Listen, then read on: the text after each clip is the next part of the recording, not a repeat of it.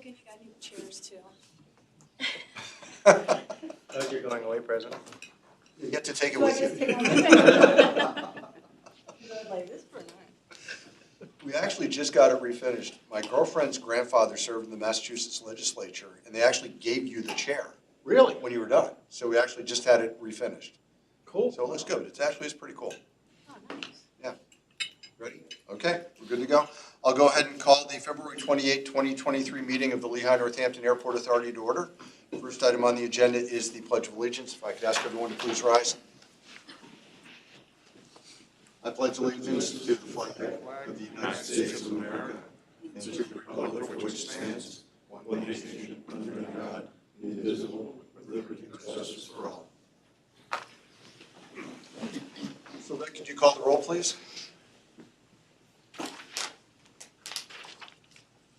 Paul Anthony, Present? Ann Baum, Robert Brooks, Present. Frank Facciano, Present. Don Godshaw, Here. Justin Grimshaw, Here. John Hayes, Here. Ron Heckman, Here. Larry Hemberger, Here. James Irwin, Jeff Maskin, Glenn Reedman, Present. Mike Stershik, Here. Matt Turk, I'm here. and Chris Worley. Here. We have a quorum. Okay, perfect, thank you. We go over to the podium. I'm here also. We got you, There you go, James. Jim, yep. Okay. It is with both gratitude and sadness that we're here. Tara Zirinsky has finished a 5-year term as a member of the Board of Governors of Lehigh Northampton Airport Authority. Tara, can you come up, please?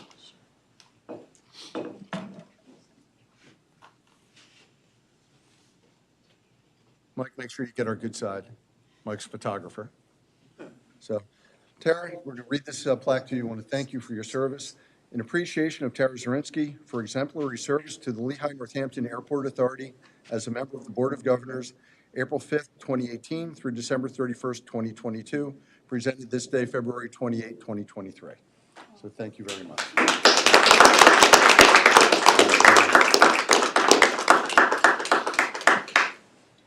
I just want to thank everybody, and it was wonderful meeting everybody and participating on this board. It has been an honor for me to serve here with everybody. I've learned so much more about aviation than I ever thought I needed to, but I think we did some really important work, and I'm very proud to have served for 5 years, and who knows, it might come back around again, but thank you so much.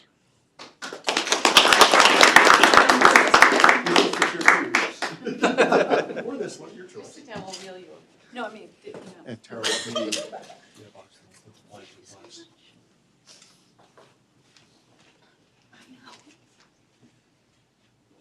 Tom, anything you want to add in terms of Tara's service? Tom is home sick today, so. John, I certainly appreciate all the support Tara provided, and her work as our Northampton County rep was certainly very vital during her term. So thank you, Tara. Okay, thank you, Tom. Again, thanks, Tara. Appreciate everything you've done for the authority. Next on the agenda is public comment. Do we have any? We do not, sir. Next is approval of the minutes of the January 31st, 2023 meeting. Those meeting minutes were uploaded to Novus Agenda. Everyone's had a chance to review, so I'd entertain a motion to approve. Motion by Michael. Do I have a second? Second by Bobby. Do we have any additions, deletions, or corrections? Hearing none, all those in favor of the subject motion indicate by saying aye. Aye. Opposed? Motion carries. Next is the treasurer's report. We'll go into the reports of committee, so I'll turn it over to Justin. We're going to look at the January 2023 report, and I'll call up Todd.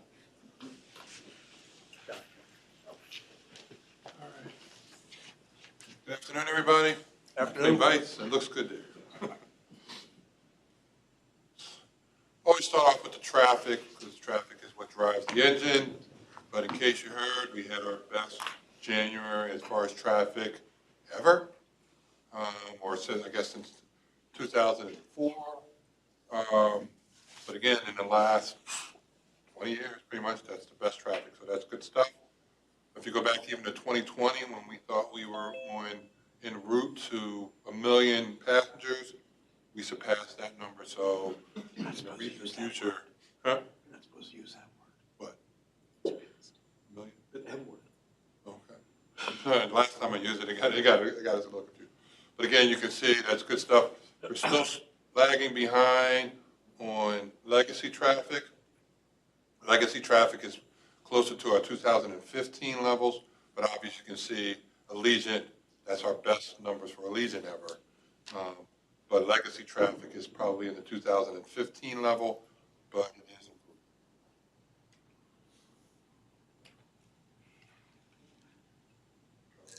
Okay, got it. Always talk about, benchmarking ourselves against other airports. You can see down at the bottom here that we are doing better than all airports, which is pretty good. We consider all airports are up 6.3 as far as seats, and we're up 13.1.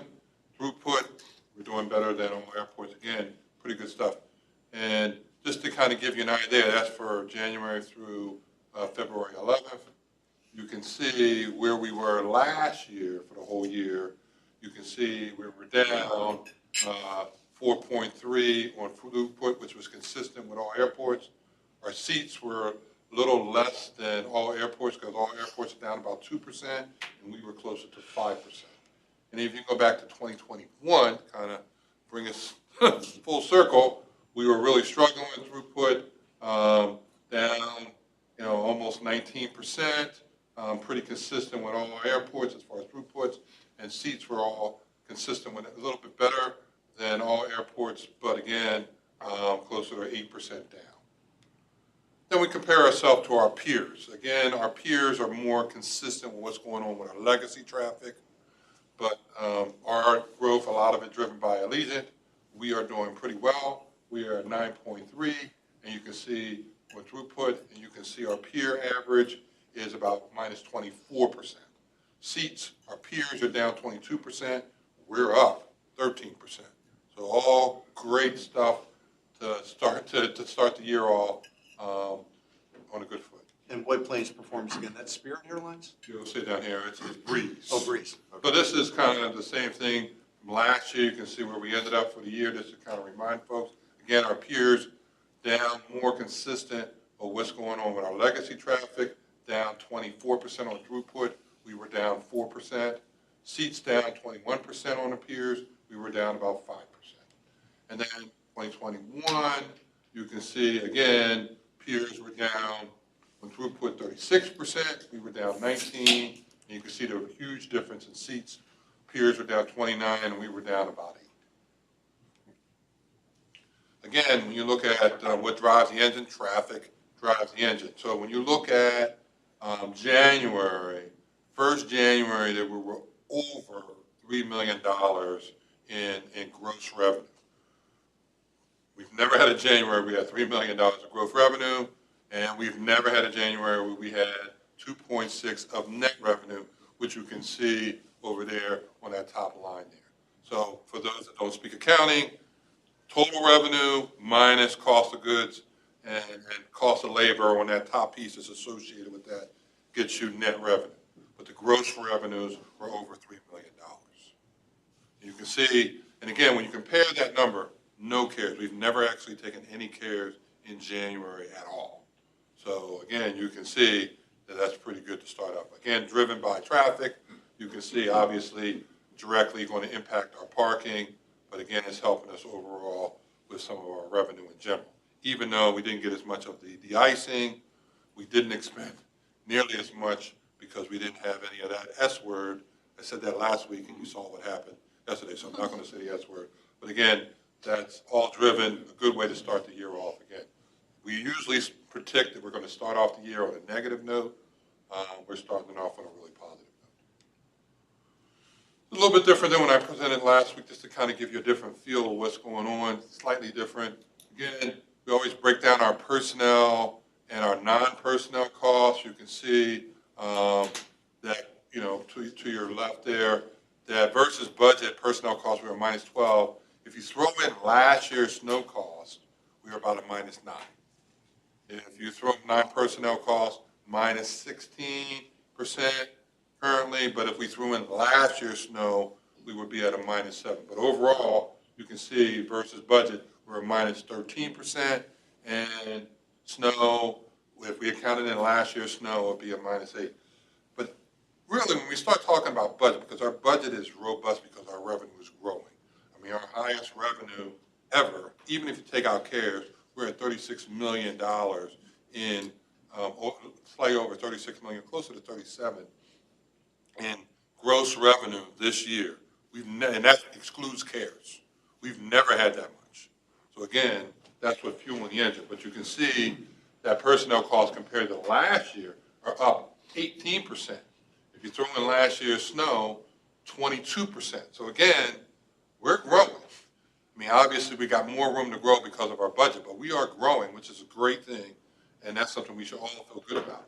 Again, you can see non-personnel costs, again, down 3% versus last year, but if you throw in last year's snow, it would be up 7%. Again, we can sustain that extra cost because we're growing. That's key because that would drive the engine. And we always talk about where are we on budget. That's why I figure I put it down here at the bottom there. But you can kind of see, you know, whenever you have a budget number, if you're growing, you can never really get there. The only way you get there is when you start going the other way. But when you're growing, you can go back to 2021 when we started to rebuild after a year of COVID. We had 125 full-time employees. Then in 2022, we went up to 136, and this was in January. And then in 2023, we were at 145, still more room to grow because we got 152 in our budget. You can see down there on the part-time seasonal, that's growing as well. 101 in 2021, 113, 123. If you look at that growth, again, all driven by revenue, those are good things. And the budget means we got more room to keep going, which is all positive stuff. At the bottom is kind of FTEs, adjusting everything to like 40 hours a week because you have so many part-time folks. You can see in 2021, we were 169 full-time equivalents. Now we're up to 212. That's pretty good.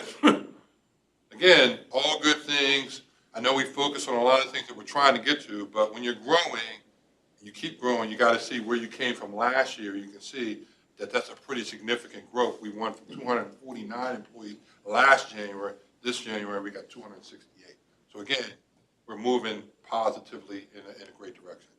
Always end up with the cash. That black line is the 60-day line that we established that we never really want to go below. For those that were here when we had 3 days cash on hand, not fun. Don't want to do that again. But again, you can see we're well above that level, and that's based on our new budget number for 2023 of 69,000 and change. But you can see we're well above that, clearly above 100 and some days the whole year out that we're projecting at this point. Any questions? All right, thank you. Here goes. No questions or comments. I'd entertain a motion to accept the finance report. I had a quick question. Larry. This is really fantastic stuff, what you're sharing with us.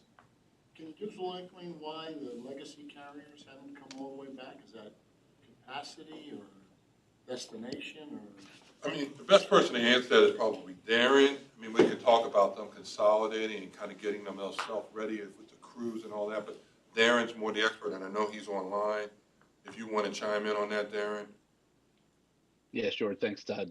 Yeah, I mean, the legacy carriers are certainly still recovering across the entire industry at this point in time. Regional airports across the board have seen service cuts and everything. It has a lot to do with the pilot and other crew shortages still. There's still definitely a pilot shortage. There's a mechanic shortage, other staffing shortages. So they are, they've pulled back on regional routes a lot to keep the hub routes going, so I think we will see a lot of that stuff start to come back hopefully later this year, early next year is when it looks like we'll start to see, that recovery really start to take shape for the legacies. And my hope is, Larry, that we don't see continued increases in bus traffic to the hubs, which would impact our ability to build the legacy traffic here. So I like the fact that you can connect to Philly, but I'd rather it be a plane than a Greyhound or whatever it is. We all would. Yep. Yeah, I think we all would agree with Yeah, you on agree. that. Any other questions? Yeah, I have one actually. When you're talking about the seats, you said we're up 13.1%. Is that, like with this Colorado thing, does that have anything to do with that, with all these extra seats being sold? Or is Those, it those just, would not be it's reflected just in the the butts that were already in the seats number. today? That's capacity for seats that we have for more people to go through. Got Throughput it. is It has actually nothing to going- do with the future of those ones coming out? Correct. Thank you. It doesn't cover the future, it also doesn't cover the buses. We have a total of 5 buses a day that go. That's correct. Yep. That's throughput and seats, and actual plane seats. When the Denver flights start, it'll add to our. Correct. Correct. Correct. But they're not, That's what I they're was getting at. obviously. That's what I was wondering. It's like June. Okay, any other questions? Entertain a motion to accept the finance report. Motion by Frank, second by Justin. Any additional discussion? Hearing none, all those in favor of the subject motion indicate by saying aye. Aye. Opposed? Motion carries. Okay, next, Justin, you stay, Business Committee. I'm gonna pass this one off to Darren. I think he's up on the screen. We'll let him take it from here. It's for the solar development lease with Pivot Energy.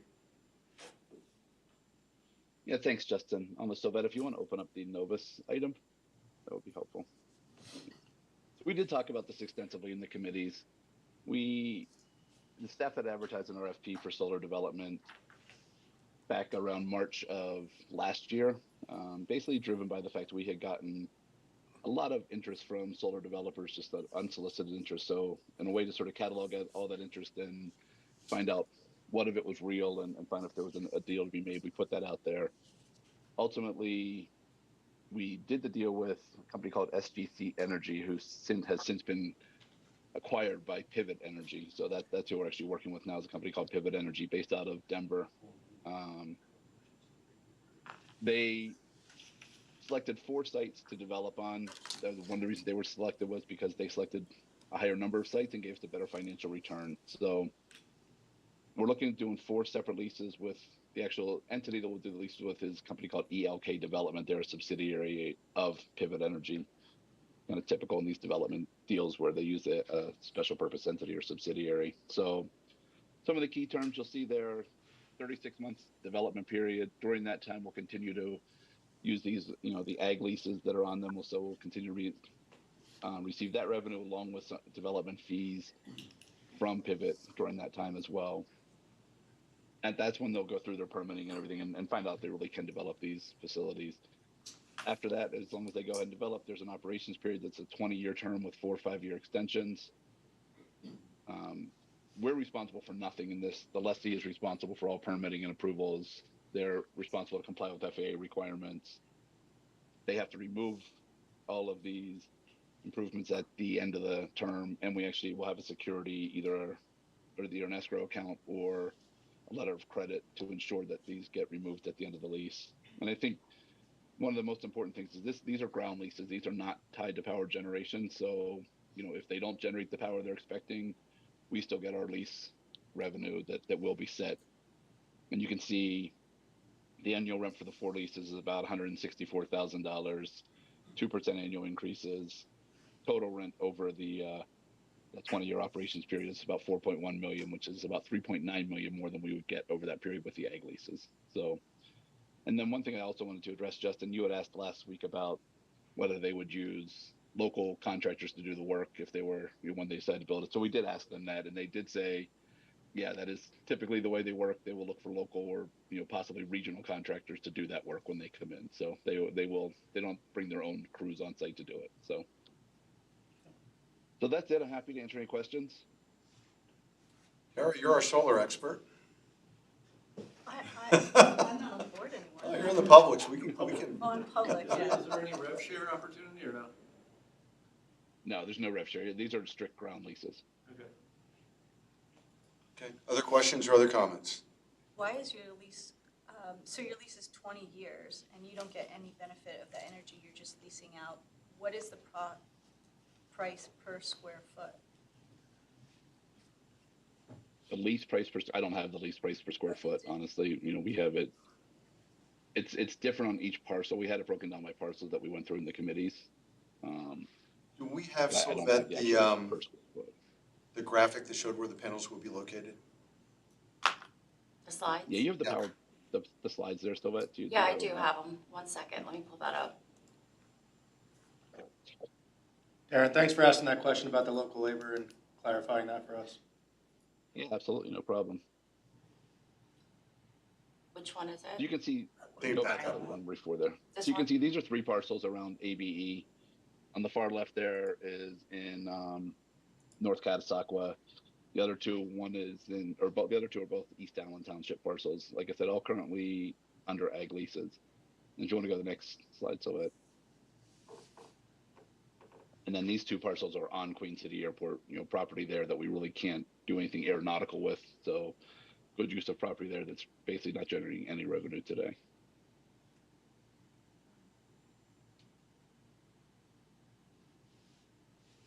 You want to scroll down so that it does show the breakdown, I think, farther down.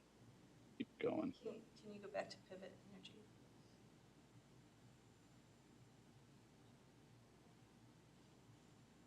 Sure. Oh, they're from Denver, Colorado. Yeah, that was a question I had. It wasn't a name I was familiar with. I've never heard of them either. Yep.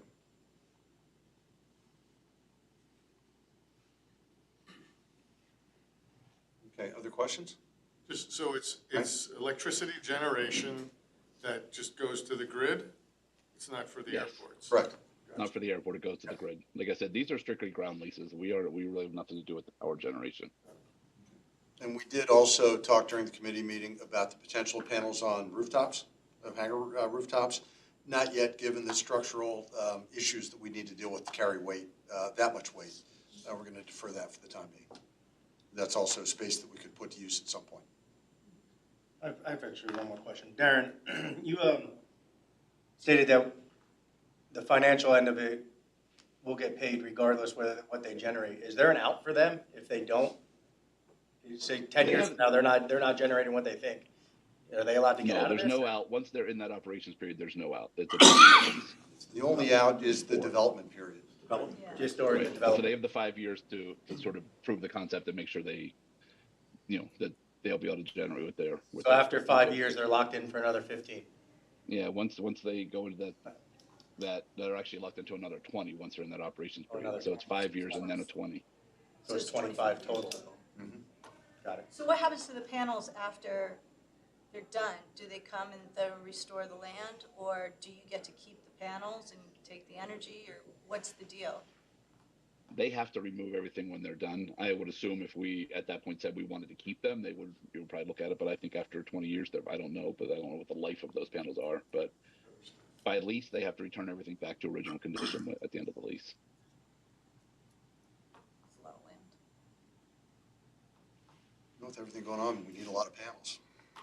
I know. And can you I know, renegotiate I wish after I the would have 36 known about months? them. Can you say that louder, I'm Chris? sorry? After the development phase, after the 36 months, can you renegotiate? No.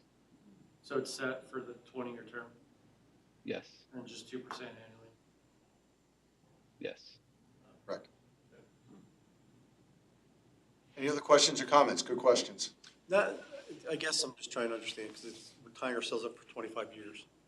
Does Pivot Energy, provide any type of bonding? Performance bond, or, where's our No. where's our guarantee, 25 years? Well, it would be no We don't different do than entering performance. into a lease of a hangar or other facility. Yeah, I mean, it's very similar. Like I said, it's a ground lease. No, I know they are, right. But if they're You not know, there are generating provisions. power, right? It doesn't matter if they don't generate I power, that's on understand them. that. No, of course. That's, Yeah, I mean, of course, for us at that point Yeah. would be to Oh, default their them ability. and take the land back. I see what you're saying. Yeah, so if they don't make their return on their investment, Correct. how are they gonna pay for How they the gonna pay lease? How are they gonna pay you? Right.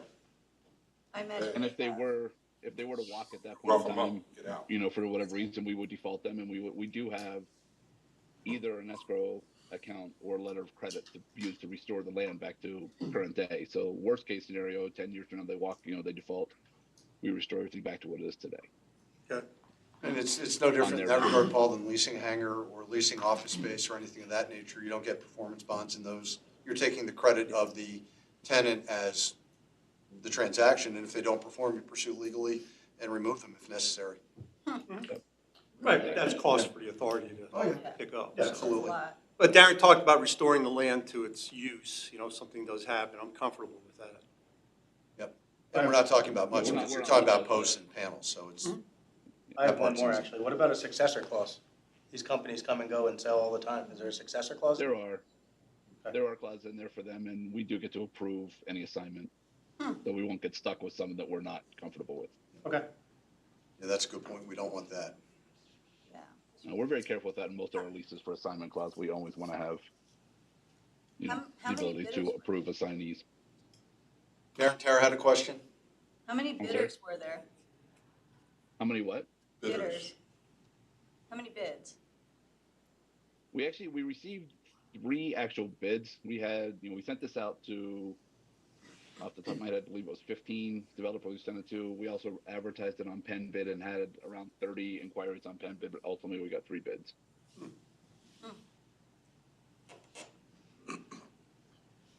Okay, good questions. Any others? Hearing none, this requires a specific motion, so I'm going to ask Justin to read the motion into the minutes. The motion will read, to approve the terms of leases PAL 502, PAL 503, PAL 504, and PAL 505, each between Lehigh Northampton Airport Authority and Elk Development LLC, and authorize NLAA staff to execute all related documents subject to solicitor approval. A motion on the floor. Do I have a second? Second. A second from Don. Any additional discussion? Hearing none, all those in favor of the subject motion indicate by saying aye. Aye. Motion carries. Thank you. Good discussion. Okay, anything else, Justin? Nothing for me. Okay, thank you. Next, report from the executive committee. It's that time of the year again for the nominating committee to be formed to look at the next incoming slate of officers. Larry has very graciously agreed to serve as our nominating committee chair again this year. Larry, you want to go through the process and agenda? Yeah, just give you 30,000 foot look here. There's a process that we start out, and I'll start today, at the end of this meeting, I'll start looking for nominating committee. And then we'll take on, take on the timeline, which will take us all the way up until April, when we actually put the nominations up and we'll vote for it.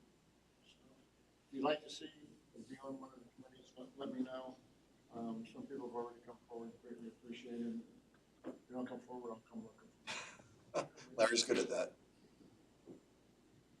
Yep, just put the timeframes. Game plan at this point is there will be reports to exec committee on March 23rd, full board March 28th, executive committee again on the 20th, and then full board for the votes on April 25th. So those are the dates that Larry will be reporting back. So it moves pretty quickly. It's hard to believe we're at that point already again this year. Yep. Okay. Anyone have any questions for Larry? Okay. Larry, again, thank you for agreeing to serve. We appreciate it. Next is director's report. Tom. Okay, thank you, Mr. Chair. As Todd mentioned, we had an excellent January for passenger traffic. But in terms of February, when we looked nationally at the TSA's throughput in total for February month to date, up about 0.6% over February of 2019.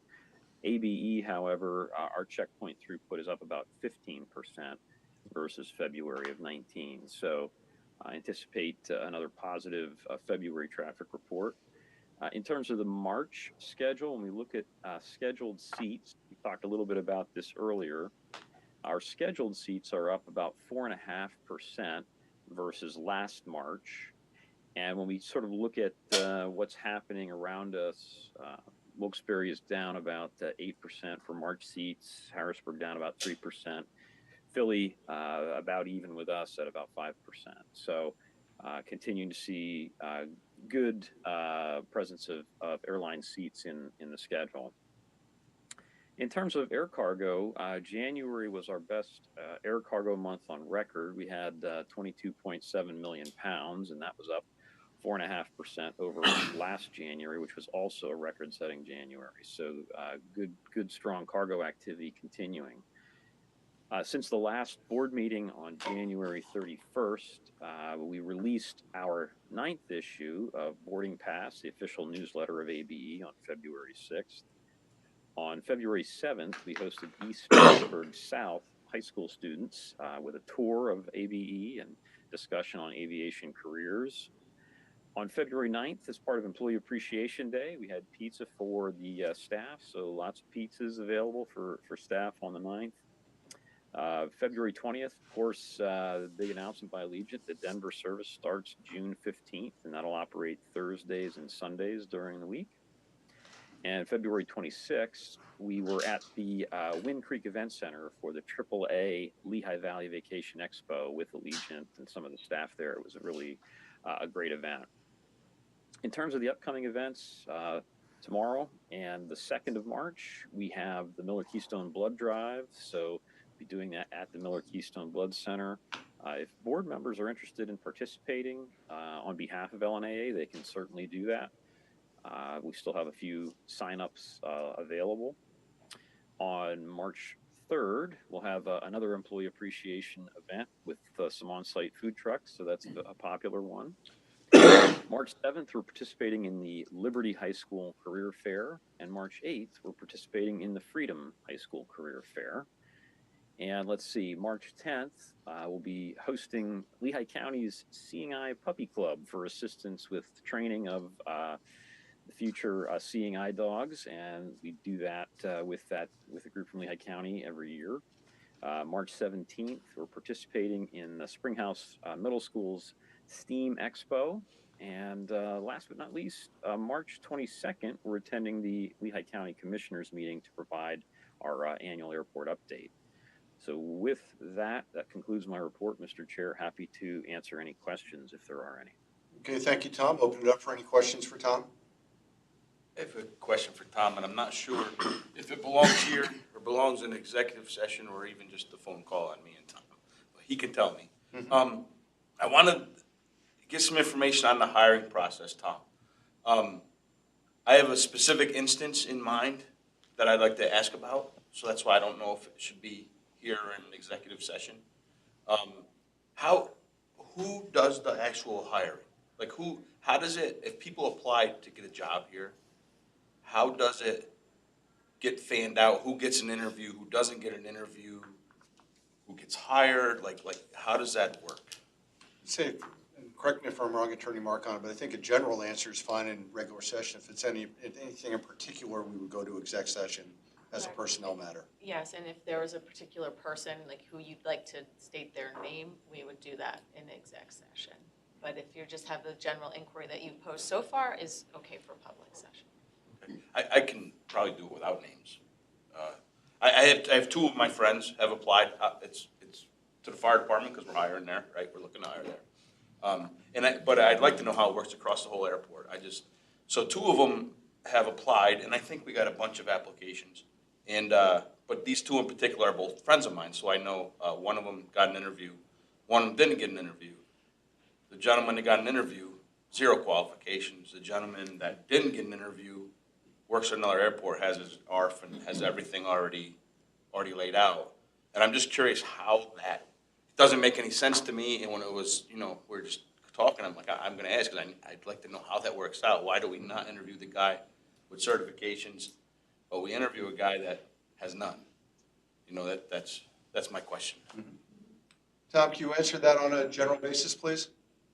Well, on a general basis, I could say that certainly the applications are reviewed. I would assume applications are complete. Sometimes I know if the application is not complete, they get kicked from the system. So not familiar with the specific example here, but I'm happy to have you give me a call and we could talk through more specifically.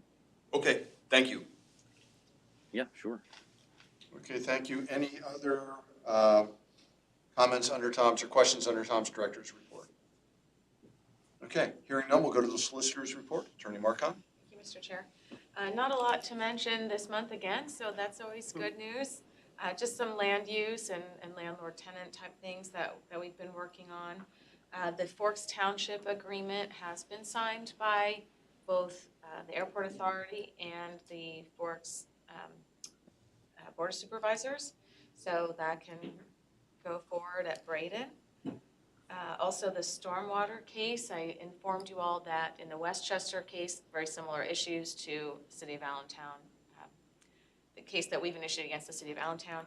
that has been appealed to the Supreme Court, and at this stage, the Supreme Court decides if it will review the case or not.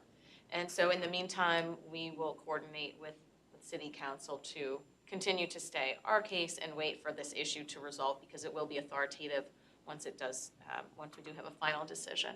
So just a reminder, the Commonwealth Court ruled in favor of that. It's a tax, so that if it stays the way it is, then the airport authority would not need to pay this stormwater fee to the city. Tax. So, Tax. right, tax, Yes. not a fee. Egregious tax, right, Matt? Matt's yelling fee up there. He's muted, but he's yelling fee. Now, we have been, just as a reminder to everyone, we have been paying that dollar amount on an annual basis. Todd, how much have we paid the city so far? I think this would have been our 4th year, I believe. At least. Yeah, fourth or 5th year was about 70-some thousand, It's 70. about 80, yeah, 78, 80,000. Like that a year, so. And So we've that's got paid under- 300,000-ish that would come back to the airport once this is resolved. Wow. And that's Yeah. been paid under protest, Yeah. so. Each one has a letter under protest. Yep. And then the last thing is the financial interest statements. They're due by May 1st, and you've gotten information about them. Everyone at my firm who works on airport matters also completes that, and they go to Sylvette. If you're completing it online, please make sure that you save an email or print a copy and give it to Sylvette, as she does not automatically get a copy. You can also just do it the old-fashioned way and submit a hard copy as well. So again, May 1st is the deadline. The sooner the better. Okay, thank you, Attorney Mercon. Any questions for our solicitor? Okay, hearing none, do we have any new business today? John, not new, I don't think. We talked about it last month, but I'd like to touch on that Denver thing. There's a lot of buzz going on around that. Oh, absolutely. Like tons.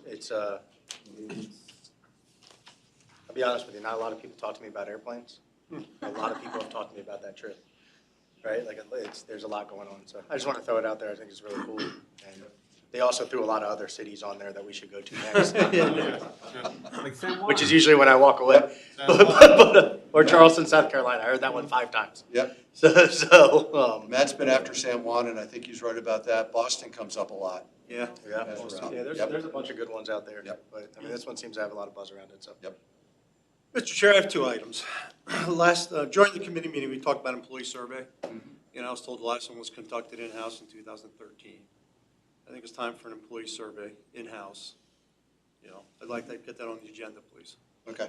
That's something we'll put on the agenda. We'll discuss during the next exec meeting, which will take place, Sylvette, on March 20. I want to say 24th, give me Yeah. 1 second. 23rd. 23rd. March 23rd. March 23rd. Yep, so we'll put that on the agenda for discussion during exec committee on March 23rd. Okay, March 23rd? Yep. And then the other one is the construction timeline for our connector project. Mhm. We had a deep freeze event. I'd like to know the impact on the timeline of that. Yep. I'd like to get on the agenda also. Actually, that I think we can talk about now. No. I would hope. Tom, can we talk about that now? Yeah, I'm certain we could get into some of the information on that. I don't know if Ryan is available to kind of give us an update. Yeah, I know. Thanks, Tom. You can give us a brief update, then if we need to, we can go into more detail with the next exec, but what information we can share today, let's do that. Yeah, I know when we talked about it at the committees, it was based on a lot of lead times for the materials and what we were dealing with. I know we're actually meeting with a lot of the contractors this afternoon to go through the timeline of where we are, and we're still pulling together some of the information of what that freeze did to the schedule, because they were ahead on some elements, again, as part of the supply chain, they were waiting on others. So I think, I know we talked about next committee getting a lot of that information that we can get in detail. Okay, Happy- so you yeah, got happy the to meetings go this through it. afternoon, it's okay at the next committee meeting? It is, and we talked about, we did a change order. Yep. I think it was 1.6 million Mhm. to expedite the project. So I'd like to know where we're at on that. Yep. Okay, we'll bring that information to next committee. Yep. Okay. Yeah, we can talk through that. Thank you, appreciate that. Yep, good questions. Frank? Darren, we talked about regarding a San Juan flight, I don't have the exact term, but an incentive package to attract an airline to fly to San Juan. And I think you told me you were going to I asked what kind of money is involved in this incentive package, how much? And I'm not sure if you did it, but the question's still there. How much would it take to incent an airline to fly to San Juan? Follow So that? yeah, Frank, I think what you're talking about is not necessarily the incentive package, more the we talked about a revenue guarantee. That's You it. know, for that flight. We are still working with our consultants on that. The issue that we're seeing with the revenue guarantee piece is it's actually quite a bit less expensive to fly out of Philly right now. You know, on Frontier, I believe it's Frontier that has it from East Spirit. One of them flying Philly to San Juan has the fare's pretty low. So looking at that and trying to figure out what type of fare we could get in Allentown, that's sort of how we can determine the what that minimum revenue guarantee is. But I certainly can talk to you more about that too offline when I have a little more information from the consultants. Okay. Other questions for new business? Okay, hearing none, we do have a need for a brief executive session today in regard to security matter here at the airport. We discussed it with Attorney Marcon prior, and she okayed the exec session. So, motion carries. Colin, you want to let us know when we're back? Okay, thank you, sir. We are back from exec session. Attorney Marcon, could you summarize the executive session, please? Yes, sir. The board took an executive session to discuss matters of safety and security. During the session, no deliberations, decision-making, or voting occurred. Okay, thank you very much. Does anyone have anything else they'd like to bring before the Board of Governors today? If not, I'd entertain a motion to adjourn. Motion. Motion by Justin, we're good. Thank you.